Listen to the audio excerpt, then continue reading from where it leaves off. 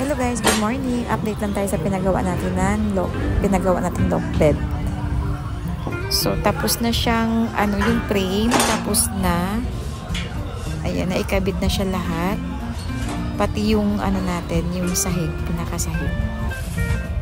Then ito, naggagawa na ng hagdan.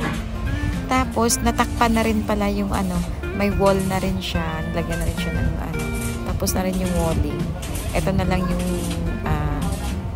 hagdan na lang yung kanilang ginawa. Then, next nito ay gagawin naman yung railings.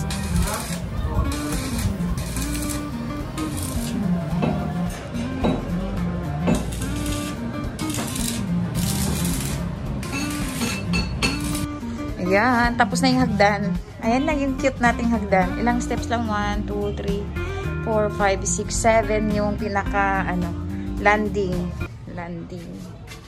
Ayan, ang cute ng ating hagdanan. Pwede na tayo umakyat dito. Wait lang mga bebs. Kasi tayo maglinis sa taas. Maglinis sa taas kasi kahit hindi pa to, wala pang hagdan. Kahit yung ladder lang. Dito na talaga kami natutulog. Ayan, okay na. Pwede na umakyatan.